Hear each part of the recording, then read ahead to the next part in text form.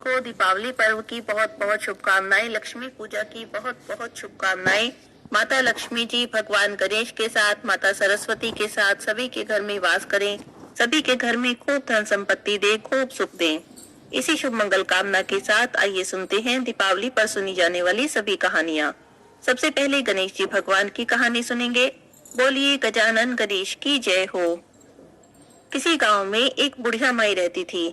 बुढ़िया माई देख नहीं सकती थी, पर गणेश जी की पक्की भक्त थी। गणेश जी की सेवा और पूजा करते करते बुढ़िया माई ने अपना सारा जीवन बिता दिया था। एक दिन गणेश भगवान सोचने लगे कि बुढ़िया माई ने सारा जीवन मेरी पूजा और सेवा की है, मुझे बुढ़िया माई को कुछ तो देना चाहिए।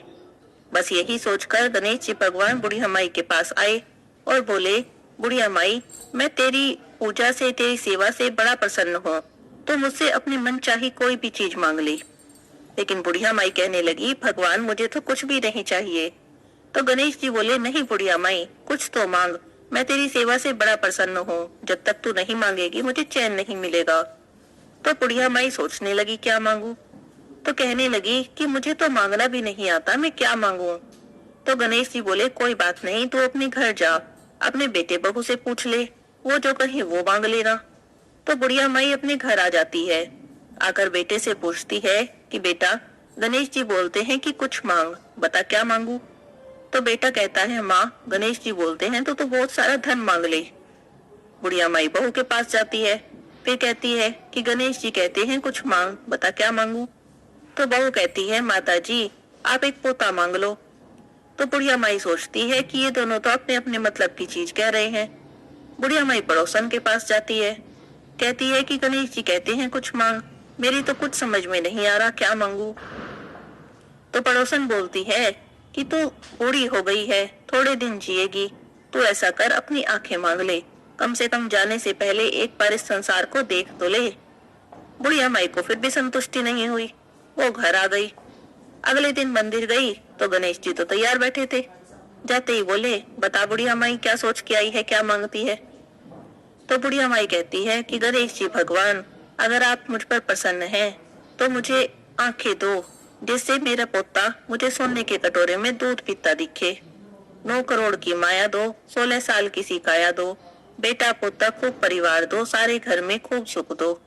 तो गणेश जी बोले, बुढ़िया माई तुम तो कह रही थी मांगना नहीं आता, तुमने तो मुझे ठग ही लिया, पर कोई बात नहीं, जैसा तुमने कहा है सब मिल जाएगा। ऐसा कहकर गणेश जी भगवान वहां से अंतर ध्यान हो गए। बुढ़िया माई ने जैसा जैसा मांगा था उसे सब मिल गया। हाथ जोड़कर कहें, हे गणेश जी भगवान, जैसे बुढ़िया माई पर कृपा की, जैसे बुढ़िया माई की मनोकामना पूरी की, कथा कहानी कहते सुनते सबकी मनोकामना पूरी करना। बोलिए गणेश जी भगवान की जय हो। अब सुनते हैं दीपावली के दिन सुनी जाने वाली श्री गणेश लक्ष्मी जी की कहानी। बोलिए श्री गणेश लक्ष्मी जी की जय हो। किसी गांव में एक ब्राह्मण ब्राह्मणी रहते थे। दोनों बड़े ही गरीब थे, घर में खाने को भी नहीं होता था। लेकिन ब्राह्मणी गणेश जी की परम भक्त थी, रोज गणेश जी की सेवा और पूजा करती थी। एक दिन भगवान को भोग लगाने को भी घर में कुछ न था, तो ब्राह्मणी गणेश भगवान से बोली, भगवान जी आज तो घर में कुछ भी नहीं है, मैं आपका भोग भी कैसे लगाऊं। तो गणेश जी बोले कि मैया तू चिंता मत कर, जा तू लक्ष्मी जी का न्योता कर आ। तब ब्राह्मणी जी बोली कि मुझे तो नहीं पता कि लक्ष्मी जी कहाँ मिलेंगी, और अगर मैं लक्ष्मी जी को बुला भी लाई तो मैं लक्ष्मी जी को कहाँ बिठाऊंगी, क्या खिलाऊंगी। तो गणेश भगवान बोले कि तुम न्योता तो कराओ, सब इंतजाम हो जाएगा, और लक्ष्मी जी तो पीपल के पेड़ पर मिल जाएंगी। तो ब्राह्मणी चली पीपल के पेड़ के पास। पीपल के पेड़ पर माता लक्ष्मी जी भी मिल गई, तो ब्राह्मणी ने लक्ष्मी जी को न्योता दे दिया। तो लक्ष्मी जी बोली कि मुझे तो नहीं पता तुम्हारा घर कहाँ है, इसीलिए मैं तुम्हारे साथ साथ ही चलती हूँ। अब लक्ष्मी जी ब्राह्मणी के साथ उसके घर आ गई। अब ब्राह्मणी गणेश भगवान से बोली कि भगवान अब क्या करूं, लक्ष्मी जी तो मेरे साथ साथ आ गई हैं, अब इन्हें कहाँ बिठाऊं, क्या खिलाऊं, मेरे घर में तो कुछ भी नहीं है। अब तो ये साथ साथ आ गई है, मैं तो पड़ोस से भी मांग कर नहीं ला सकती। तो गणेश जी भगवान बोले, बुढ़िया माई चिंता न कर, लक्ष्मी जी से भंडारे की चाबी मांग ले। अब ब्राह्मणी गई लक्ष्मी जी के पास, बोली मुझे भंडारे की चाबी दे दो। तो लक्ष्मी माता ने उसे भंडारे की चाबी दे दी। ब्राह्मणी ने भंडारा खोल कर देखा तो भंडारा भरा पड़ा था। ब्राह्मणी तो देखकर बड़ी खुश हो गई। उसने तो 56 भोग बनाए, गणेश जी को भोग लगाया, माता लक्ष्मी जी को भोजन कराया।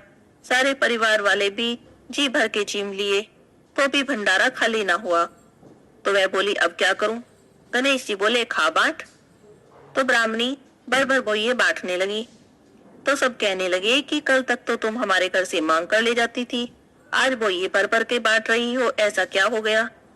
तो वो बोली कि मेरे पे तो गणेश लक्ष्मी जी की कृपा हुई है। तो लक्ष्मी जी जाने लगी, तो बुढ़िया माई लक्ष्मी जी को रोकने लगी। तो लक्ष्मी जी बोली, ब्राह्मणी, मैं एक जगह नहीं रह सकती, सबका मान रखती हूँ, सबके घर जाती हूँ, पर फिर वापस भी आ जाती हूँ। जिसके जैसे कर्म हैं, उन कर्मों के अनुसार ही उनके यहाँ निवास करती हूँ। तो ब्राह्मणी जाती हूँ, पर फिर वापस भी आ जाती हूँ। जिसके जैसे कर्म हैं, उन कर्मों के अनुसार ही उनके यहाँ निवास करती हूँ। तो ब्राह्मणी बोली कि नहीं लक्ष्मी जी, आप मेरा घर छोड़कर मत जाओ। गणेश जी की भगवान की कृपा से बुढ़िया माई के घर में, बुढ़िया ब्राह्मणी के घर में लक्ष्मी माता ने वास किया। लक्ष्मी माता ने उसके अन्न धन के भंडारे भर दिए। हे गणेश जी भगवान, हे लक्ष्मी माता, जैसी कृपा आपने उस ब्राह्मणी पर की, ऐसे ही सब पर करना, सबके घर में वास करना, सबके घर में खूब धन संपत्ति देना। बोलिए गणेश जी भगवान की जय हो, लक्ष्मी माता की जय हो। अब सुनते हैं लक्ष्मी पूजा के दिन सुनी जाने वाली श्री लक्ष्मी जी की कहानी। बोलिए लक्ष्मी माता की जय हो। बहुत समय पहले की बात है। एक साहूकार था। साहूकार की बेटी रोज पीपल सींचने का नियम निभाती थी। पीपल सींचे बिना तो पानी की एक बूंद भी नहीं पीती थी। वह रोज पीपल सींचने जाती तो पीपल में से लक्ष्मी जी निकलती और चली जाती। एक दिन लक्ष्मी जी साहूकार की बेटी से बोली कि तुम मेरी सहेली बन जा। तो लड़की कहने लगी कि मैं अपने पिताजी से पूछकर कल बताऊंगी। घर आकर अपने पिताजी को उसने सारी बात बताई। तो साहूकार बोला कि वो तो लक्ष्मी जी है, तेरी सहेली बनेगी तो हमें तो धन दौलत मिलेगी, हमें और क्या चाहिए, तो उनकी सहेली बन जा। दूसरे दिन लड़की फिर पीपल सींचने गई तो लक्ष्मी जी निकल कर आई और उससे कहने लगी कि तू मेरी सहेली बन जा। तो लड़की ने कहा ठीक है, मैं बन जाऊंगी। दोनों सहेलियां बन गई। लक्ष्मी जी ने उसे खाने का न्योता दिया। घर आकर लड़की ने अपने पिताजी से कहा कि लक्ष्मी जी तो मुझे खाने का न्योता दे रही है। तो साहूकार बोला कि सहेली के जीमने जाना है, जरा संभल के जाइयो। वह लक्ष्मी जी के यहाँ जीमने गई तो लक्ष्मी जी ने उसे शाल दुशाला ओढ़ने को दिया, रुपए परखने को दिए, सोने की चौकी, सोने की थाली में 36 तरह के भोजन करा दिए। जीम कर घर जाने लगी तो लक्ष्मी जी ने पल्ला पकड़ लिया और बोली कि मैं भी तेरे घर जीमने आऊंगी। तो साहूकार की बेटी बोली ठीक है, आ जाना। कह तो दिया, पर घर आकर चुपचाप उदास होकर बैठ गई। साहूकार ने पूछा, बेटी सहेली के यहाँ जीम कराई है तो उदास क्यों बैठी है? तो वह बोली, पिताजी मेरे को लक्ष्मी जी ने इतना दिया है, अनेकों प्रकार के भोजन कराए, पर वे कहती है कि मैं तेरे घर जीमने आऊंगी। अब बताओ मैं उन्हें कैसे जिमाऊंगी? हमारे घर में तो इतना कुछ है भी नहीं। तो साहूकार बोला, जैसा होगा हम भी जिमा देंगे। तो गोबर मिट्टी से चौका दे देना और सफाई कर देना। 4 मुख वाला दिया जलाकर लक्ष्मी जी का नाम लेकर रसोई में बैठ जाना। लड़की ने साफ सफाई कर दी, 4 मुख वाला दिया जला दिया और लड्डू लेकर लक्ष्मी जी का नाम लेकर बैठ गई। उसी समय एक रानी नहा रही थी। एक चील आई और उस रानी का हार उठाकर ले गई। अब लड़की के हाथ से लड्डू उठा लिया और 9 लखा हार उसके हाथ में देकर चली गई। वह हार लेकर बाजार में गई और सामान लाने लगी तो सुनार ने पूछा कि क्या चाहिए। तब उसने कहा कि सोने की चौकी चाहिए, सोने का थाल चाहिए, शाल दुशाला चाहिए, मोहरे चाहिए और सारी सामग्री चाहिए। इतनी सामग्री चाहिए कि 36 तरह के भोजन हो जाएं। सारी चीजें लाकर उसने बहुत तैयारी करी, रसोई बनाई। तब गणेश जी से बोली कि लक्ष्मी जी को बुला लो। आगे आगे गणेश जी, पीछे पीछे लक्ष्मी जी आ गए। उसने चौकी डाल दी और कहा कि चौकी पर बैठ जाओ। अब लक्ष्मी जी ने कहा कि सहेली चौकी पर तो राजा रानी भी नहीं बैठे, कोई भी नहीं बैठा। तो वह कहने लगी कि मेरे यहाँ तो बैठना पड़ेगा। मेरे माँ बाप, भाई भतीजे, मेरे पोते बहुए क्या सोचेंगी, पड़ोसन क्या सोचेगी। लक्ष्मी जी की सहेली बनी थी, अब तो 28 पीढ़ियों तक मेरे यहाँ ही रहना पड़ेगा। लक्ष्मी जी चौकी पर बैठ गई। तब उसने लक्ष्मी जी की बड़ी खातिरदारी करी। जैसे लक्ष्मी जी ने उसकी करी थी उसने भी वैसे ही करी। लक्ष्मी जी उस पर खुश हो गई। उसके घर में खूब धन लक्ष्मी हो गई। तब साहूकार की बेटी लक्ष्मी जी से कहने लगी कि मैं अभी आ रही हूँ, तुम यहीं बैठी रहना। वह चली गई और बहुत समय तक वापस नहीं आई। लेकिन लक्ष्मी जी गई नहीं, चौकी पर ही बैठी रही। उसको खूब धन दौलत दिया। ये लक्ष्मी माता, जैसे तुमने साहूकार की बेटी को दिया सबको देना। कहते सुनते हुंकारा भरते सारे परिवार को देना। पीहर में देना, ससुराल में देना, बेटे पोते को देना। हे लक्ष्मी माता, सबका दुख दूर करना, दरिद्र दूर करना और सबकी मनोकामना पूरी करना। बोलिए लक्ष्मी माता की जय हो।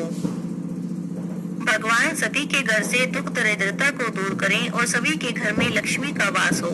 इसी प्रार्थना के साथ सुनते हैं लक्ष्मी जी और उनकी बहन दरिद्रता या लक्ष्मी की कहानी।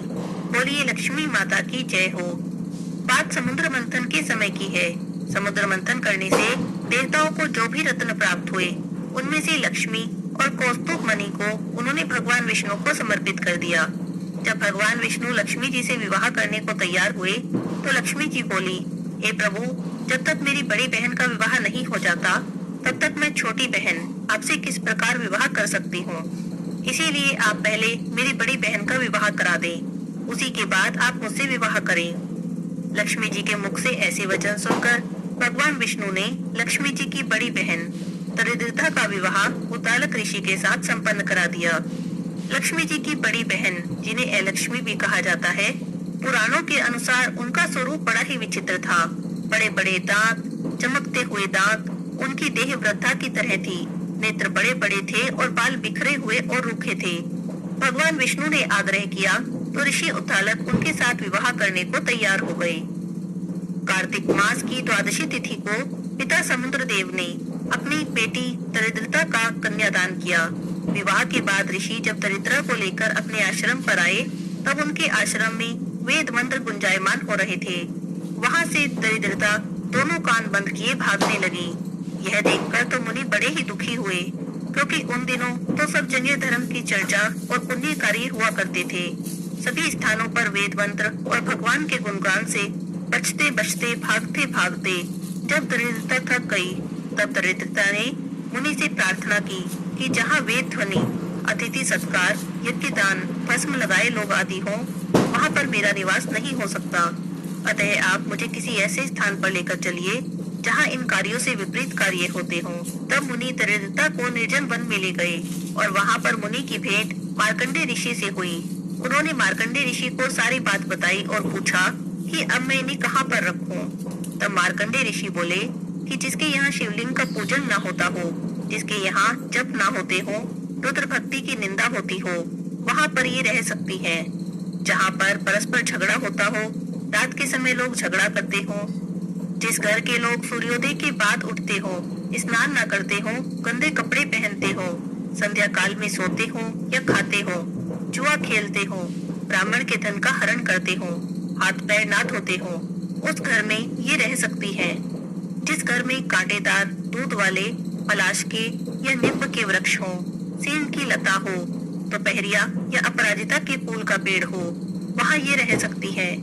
जिस घर में केला, इमली, बरगद, पीपल, आम, गुलर या कटहल के पेड़ हो, वहाँ दरिद्रता रह सकती है।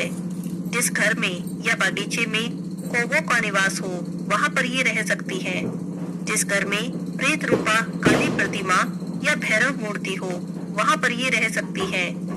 जहाँ नारायण व रुद्र के भक्त हो, भस्म लगाने वाले लोग हो, भगवान का कीर्तन होता हो, भजन होता हो, घर में भगवान की मूर्ति हो, गाय हो, उस घर में दरिद्रता नहीं घुस सकती। जो लोग नित्य वेदाभ्यास में संलग्न रहते हो, नित्य कर्म में तत्पर हो, वासुदेव की पूजा करते हो, उस घर को तो दरिद्रता दूर से ही त्याग देती है। जो लोग वैदिकों, ब्राह्मणों, गो, गुरुओं, अतिथियों और रुद्र भक्तों की पूजा करते हो, उनके पास तो दरिद्रता जा भी नहीं सकती। इतना कहकर मार्कंडे ऋषि चले जाते हैं।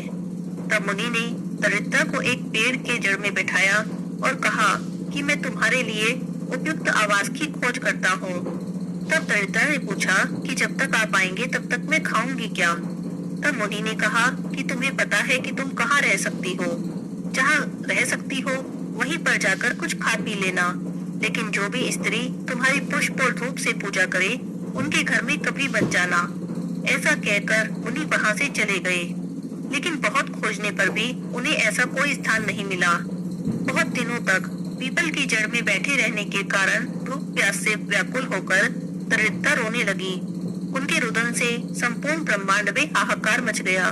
उनके रोने की आवाज जब उनकी छोटी बहन लक्ष्मी जी ने सुनी, तब वे भगवान विष्णु से कहने लगी कि यदि मैं आपकी प्रिया हूँ तो मेरी बहन के दुख को दूर कीजिए। तब वे भगवान विष्णु के साथ उससे मिलने आई।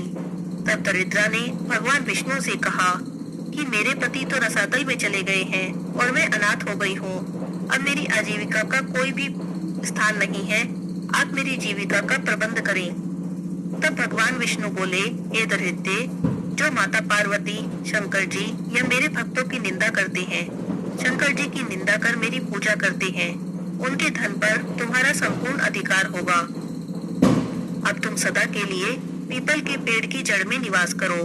तुमसे मिलने के लिए मैं लक्ष्मी जी सहित प्रत्येक शनिवार को यहाँ आऊंगा और उस दिन जो पीपल के पेड़ का पूजन करेगा, मैं उसके घर में लक्ष्मी के साथ निवास करूंगा। उसी दिन से दरिद्रता पीपल के पेड़ के नीचे निवास करने लगी। इसीलिए रविवार को पीपल के पेड़ की पूजा नहीं करनी चाहिए।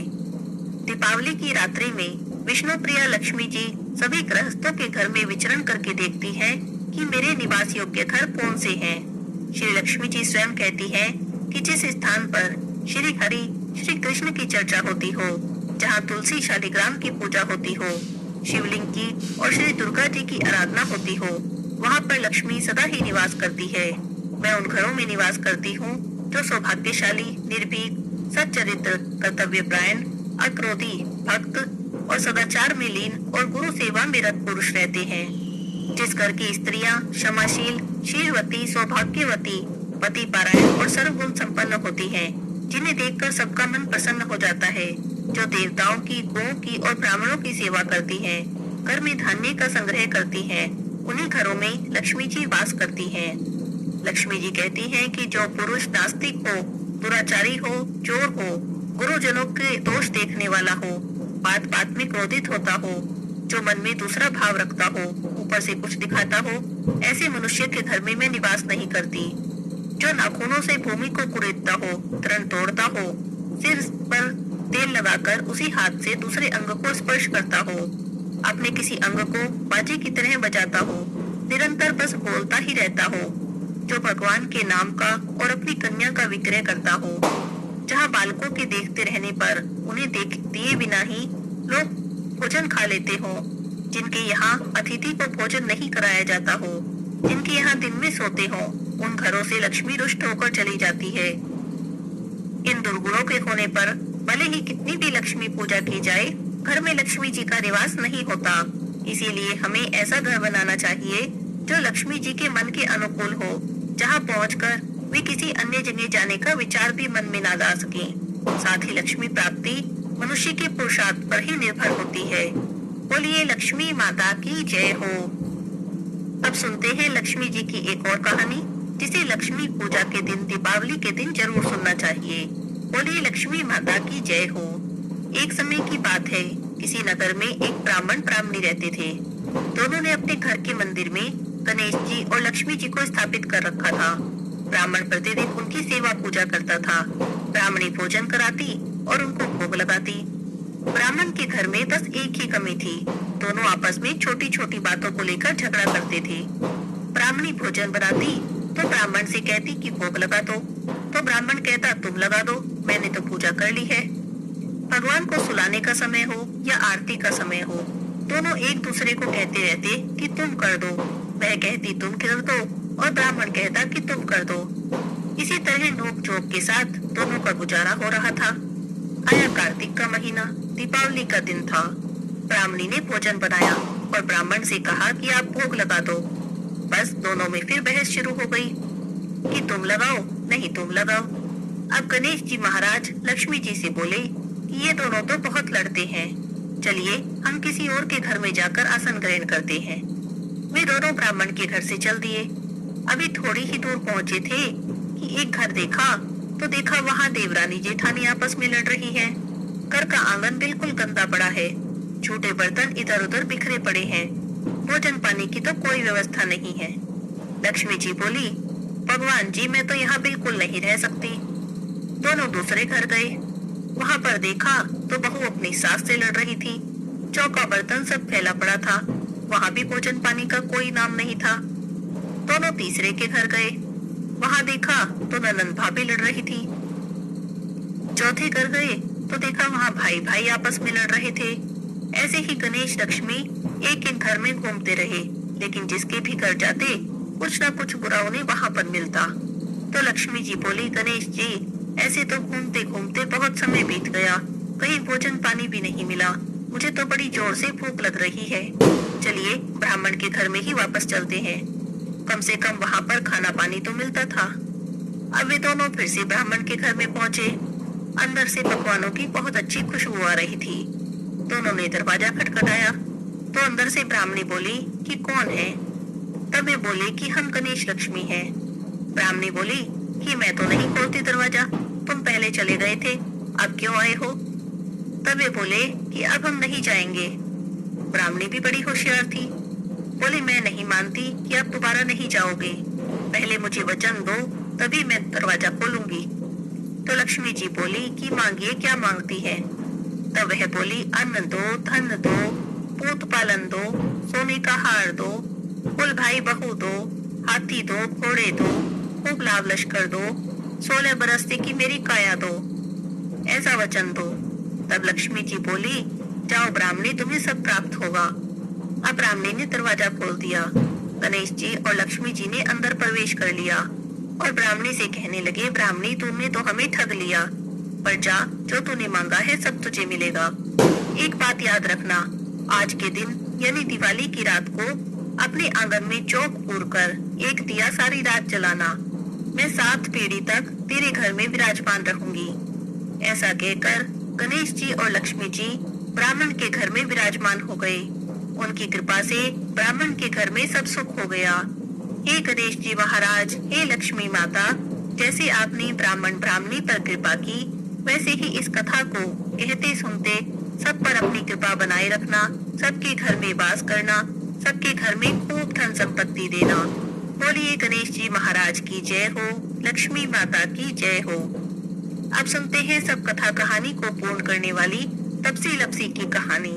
बोलिए तपसी लपसी की जय हो। एक तपसी था और एक लपसी था। तपसी तो भगवान की तपस्या करता और लपसी रोज 1.25 सेर की लापसी बनाता, भोग लगाता, घंटी बजाता और जीव लेता। एक दिन दोनों में झगड़ा हो गया। तपसी बोला कि मैं बड़ा हूँ।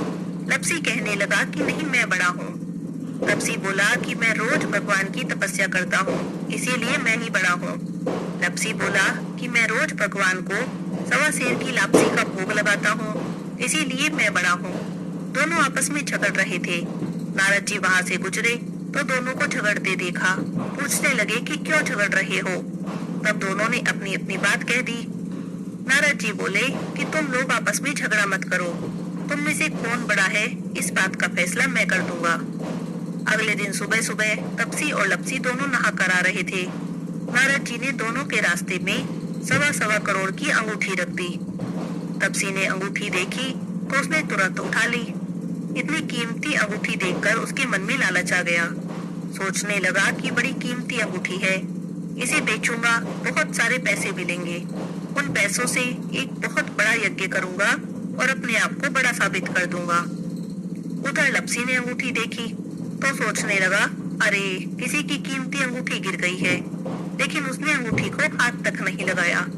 सोचने लगा कि कहीं मैंने उठा ली तो चोर डाकू मेरे पीछे पड़ जाएंगे, कहीं मुझे मार दिया तो। वो तो रोज की तरह 1.25 सेर की लापसी बनाई, भगवान को भोग लगाया, घंटी बजाई और जीव लिया। थोड़ी देर में नारद जी वहाँ पर आए। दोनों कहने लगे कि बताओ नारद जी, हम दोनों में से कौन बड़ा है। तो नारद जी बोले कि दोनों खड़े हो जाओ। दोनों खड़े हो गए। जैसे ही दोनों खड़े हुए, तपसी के पैर के नीचे से अंगूठी निकली जो उसने तपस्या करते टाइम अपने पैर के नीचे छुपा ली थी। तो नारद जी तपसी से बोले कि इतनी तपस्या कर ली तूने, पर तेरे मन का लालच अभी तक नहीं गया। जा, अब तुझे तेरी तपस्या का भी कोई फल नहीं मिलेगा। इतना सुनना था कि तपसी तो जोर जोर से रोने लगा। रोते रोते नारद जी के पैरों में गिर गया। बोला, महाराज दया करो और बताओ कि मुझे मेरी तपस्या का फल कैसे मिलेगा। तब नारद जी बोले कि जो अपने घर में गाय कुत्ते की रोटी नहीं बनाएगा तो उसकी तपस्या का फल तुझे मिल जाएगा। दीवा जलाकर हाथ नहीं जोड़ेगा, ब्राह्मण को भोजन कराकर दक्षिणा नहीं देगा, तब उसकी तपस्या का फल तुझे मिल जाएगा। साड़ी देकर भेंट नहीं देगा तो उसकी तपस्या का फल तुझे मिल जाएगा। जो सारी कहानी कहकर तेरी कहानी नहीं कहेगा, तब उसके सारे पुण्य सारी फल तुझे मिल जाएंगे। बस तभी से सभी कथा कहानी के साथ तपसी लपसी की कहानी जरूर सुननी चाहिए, नहीं तो किसी भी कथा कहानी का फल नहीं मिलता।